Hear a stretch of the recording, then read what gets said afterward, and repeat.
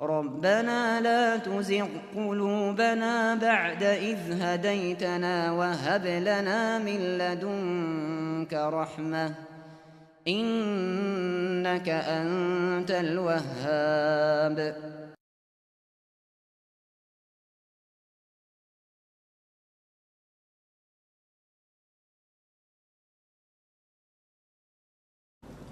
بسم الله الرحمن الرحيم الحمد لله رب العالمين والصلاة والسلام على أشرف الأنبياء والمرسلين نبينا محمد وعلى آله وصحبه أجمعين أما بعد.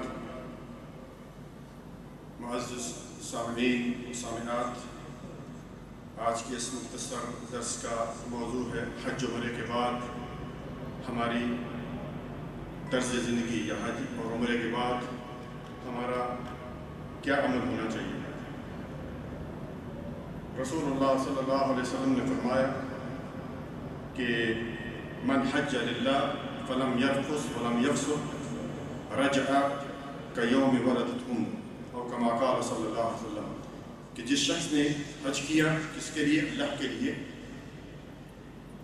اور اس نے کوئی گناہ والا کام نہیں کیا، فسق فجور والا کام نہیں کیا، اس طرح لوٹتا ہے جس طرح کہ اس کی ماں نے آج اسے جنم دیا.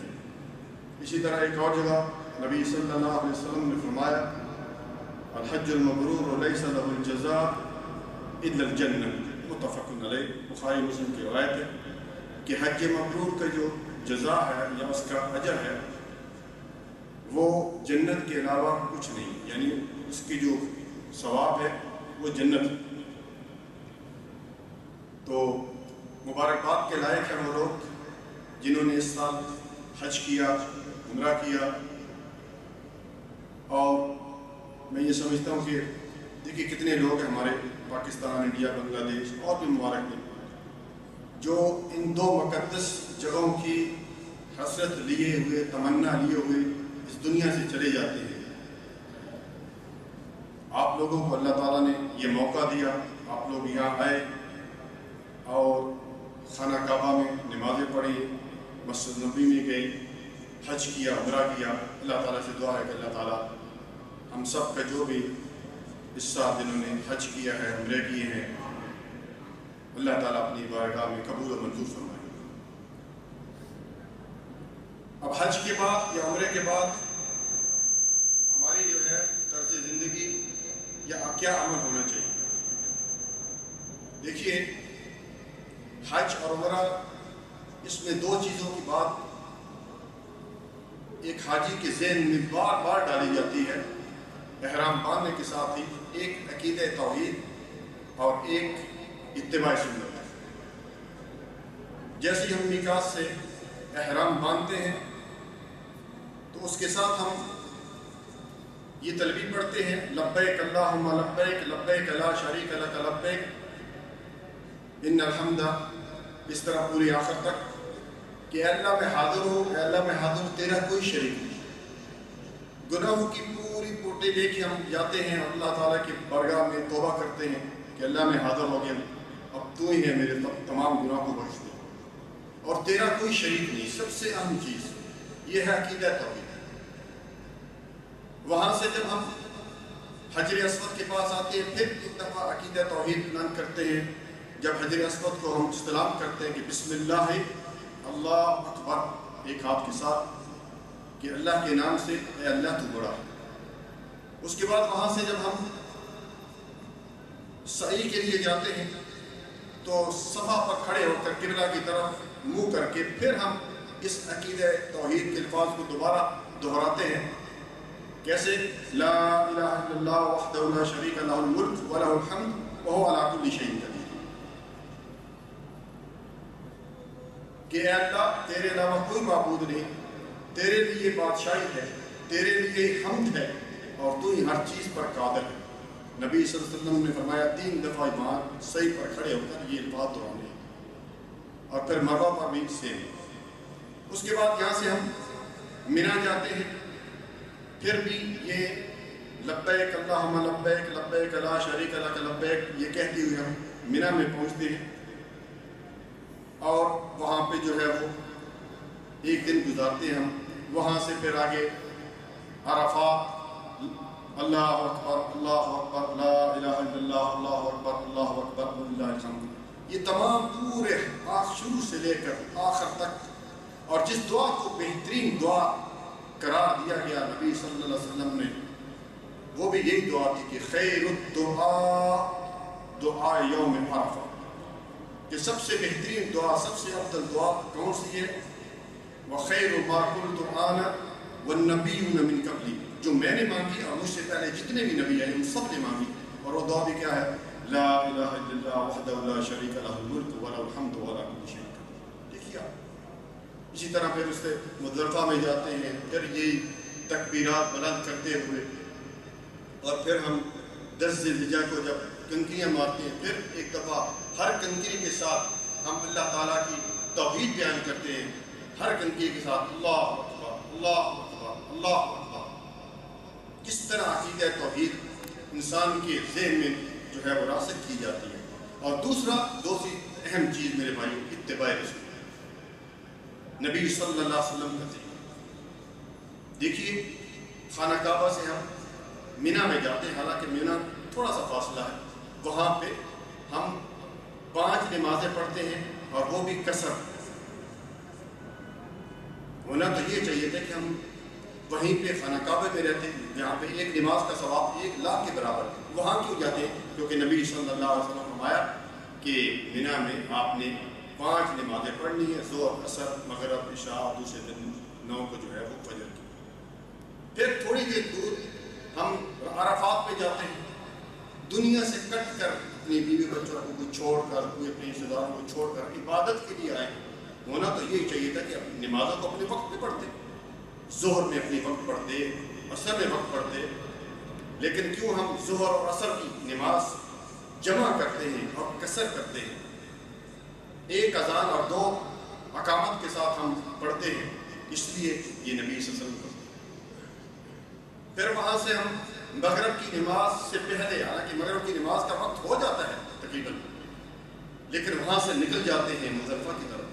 ہونا تو یہ چاہیے کہ مغرب کی نماز وہاں پڑھتے، کیونکہ نبی صلی اللہ علیہ وسلم نے کیا فرمایا، بلکہ پوچھا گیا آپ صلی اللہ علیہ وسلم سے کہ یا رسول اللہ صلی اللہ علیہ وسلم ایو ہمارے افضل، سب سے اچھا عمل کون سا ہے؟ فرمایا الصلاۃ علی وقتہا، نماز کو اپنے وقت پہ پڑھنا۔ ہونا تو یہ چاہیے تھا کہ وہاں پہ پڑھتے، لیکن ہم کیوں جا کے مزدلفہ میں جا کر جو ہے مغرب اور عشاء کی نماز جو ہے 1 اذان اور 2 اقامت کے ساتھ پڑھتے ہیں؟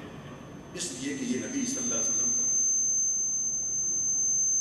اسی طرح آپ دیکھیے یہ دونوں جو چیزیں ہیں، عقیدہ توحید اور اتباع رسول صلی اللہ علیہ وسلم، ایک حاجی کے دماغ میں بار بار بٹھائی جاتی ہے کہ اسی کے درمیان آپ کی زندگی گزرنی چاہیے، تیرا کوئی شریک نہیں ہے۔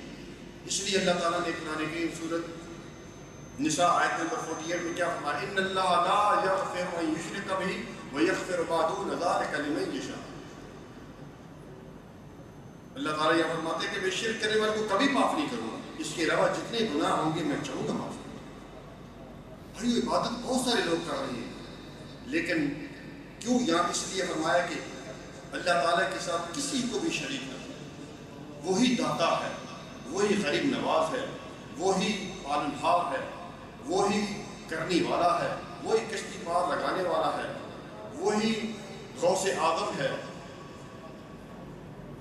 تو یہاں سے جب ہم یہ عقیدہ توحید لے کر اپنے ملک میں جاتے ہیں، ہمیں اسی پر ٹکنا چاہیے، کیونکہ شرک ایک ایسا گناہ ہے، یہ اگر شرک کی حالت میں موت آ جائے تو اس کا ٹھکانہ ہمیشہ کے لیے جہنم ہے، جس طرح کہ اللہ تعالیٰ نے سورۃ مائدہ آیت نمبر 72 میں فرمایا انہ من یشرک باللہ فقد حرم اللہ علیہ الجنہ ومأواه النار، کہ جس نے بھی اللہ تعالیٰ کے ساتھ کسی کو شریک ٹھہرایا اس پر جنت حرام ہوگی اور اس کا ٹھکانہ جہنم۔ تو حجاج، حاجی صاحب اور عمرہ کرنے والے ماشاءاللہ جو خاص کر ہمارے ملک سے آتے ہیں بھائیوں کے لیے ضروری ہے کہ ان دونوں چیزوں پر اپنی زندگی گزاریں، اور کس طرح پتہ چلے کہ ہمارا یہ حج قبول ہوا، ہمارا یہ عمرہ قبول ہوا؟ اس طرح کے حج اور عمرے سے پہلے اس کی پہلے کی زندگی اور حج اور عمرے کے بعد کی زندگی، اس میں تبدیلی واقع ہو گئی۔ اس کا مطلب ہے وہ آپ کا حج اور عمرہ قبول ہے۔ پہلے نمازوں میں کمی تھی، 2 نمازیں تھی، 3 پڑھتا تھا، 2 نہیں پڑھتا تھا، نماز پوری ہو گئی۔ زکوٰۃ نہیں دیتا تھا، زکوٰۃ دینی شروع، روزوں میں کمی تھی، اور اسی طرح گناہ تھے، گناہوں سے بچنا شروع کر دیا، اس کا مطلب ہے اس کا حج اور عمرہ قبول ہو گیا۔ لیکن اگر حج کے بعد اور عمرے کے بعد کی زندگی بھی پھر اسی طرح ہے کہ حج سے پہلے بھی سگریٹ پیتا تھا، حج کے بعد بھی وہی سگریٹ ہے، حج سے پہلے بھی پردہ تھی عورت، حج کے بعد بھی وہی بے پردہ ہے، حج کے بعد بھی بے نمازی تھا اور حج اور عمرہ کے بعد بھی بے نمازی ہے، تو پھر معاف کیجیے، اس کی کچھ نہ کچھ ضرور کمی رہ گئی ہے کہ جس کی وجہ سے اس کی وہ جو ہے جو تبدیلی آنی چاہیے تھی وہ تبدیلی نہیں ہے۔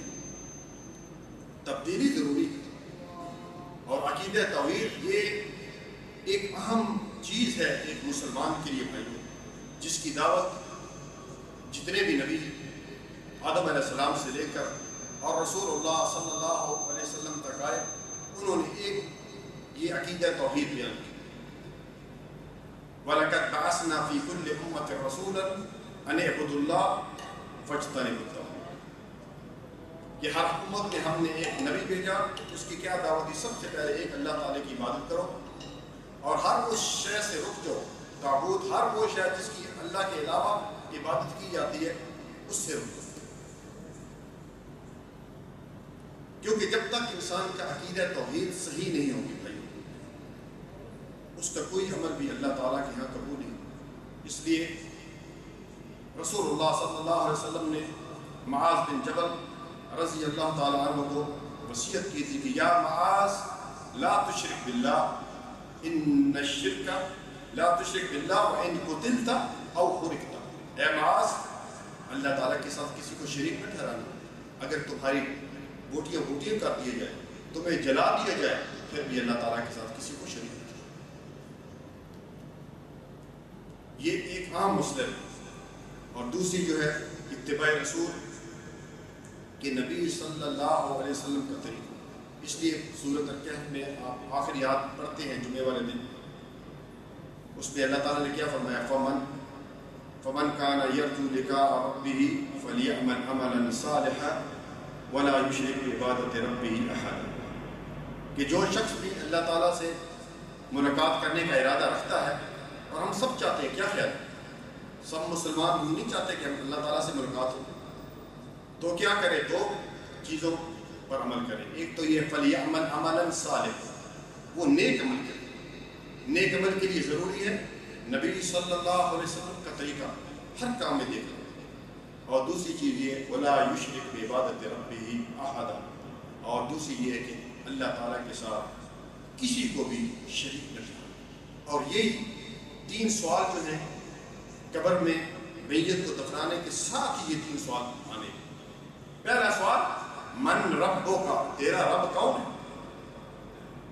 اگر اللہ تعالیٰ کے ساتھ کسی کو شریک نہیں ٹھہرایا ہوگا، اللہ تعالیٰ کی عبادت کی ہوگی، تو آسان جواب ہے ربی اللہ، میرا رب اللہ ہے۔ اور اگر پھر اللہ تعالیٰ کی عبادت کے ساتھ کسی کو شریک کیا ہوگا تو پھر حدیث کی الفاظ ہے ہا ہا لا ادری، ہا ہا لا ادری، ہائے اللہ میں تو جانتا ہوں، میں کچھ نہیں جانتا، یہ کون سا سوال ہے؟ اور دوسرا سوال ومن نبیک، تیرے نبی کون تھے؟ اگر نبی صلی اللہ علیہ وسلم کے طریقے پر چلا ہوگا، نبی صلی اللہ علیہ وسلم کی بات مانی ہوگی،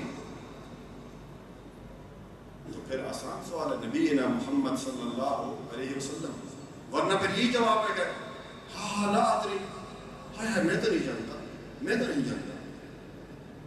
اس لیے بھائیوں، آپ تمام بھائیوں سے بھی جو حج کر کے بھی گئے ہیں، عمرے کے بعد بھی آئے ہیں، یا فیوچر میں عمرہ اور حج کے لیے جا بھی رہے ہیں، تمام کے لیے یہ بات ضرور ذہن نشین کر لیں کہ عقیدہ توحید میں جو ہے وہ خلل نہیں ہونا چاہیے۔ اگر عقیدہ توحید میں خلل ہے تو اس کا کوئی بھی عمل اللہ تعالیٰ کے یہاں قبول نہیں ہوتا۔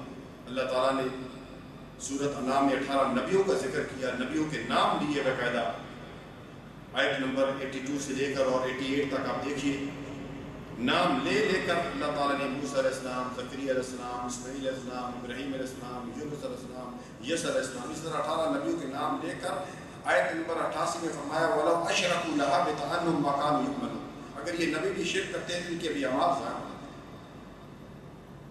اور یہ نبی تو چلو بات کی بات، ان تمام نبیوں کے امام الانبیاء حضرت محمد مصطفیٰ صلی اللہ علیہ وسلم، بھائیو جب بھی نام آئے بڑے پیار و محبت کے ساتھ صلی اللہ علیہ وسلم کہا کریں، 10 نیکیاں مل جائیں گی، 10 گناہ معاف ہو جائیں گی، 10 رحمتوں کا نزول ہو جائے گا۔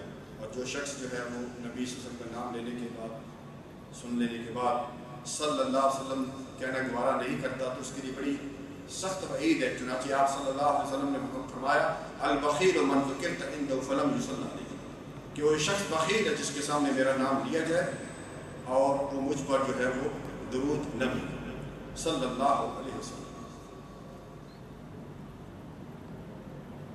تو نبی صلی اللہ علیہ وسلم کا طریقہ یہ بہت ضروری ہے بھائیوں، اور عقیدہ توحید اس کو لازمی پکڑنا ہے۔ اللہ تعالیٰ سے دعا ہے کہ اللہ تعالیٰ ہمیں عمل کرنے کی توفیق عطا فرمائے۔ صلی اللہ علیہ نبینا محمد وعلی آلہ وصحبہ اجمعین۔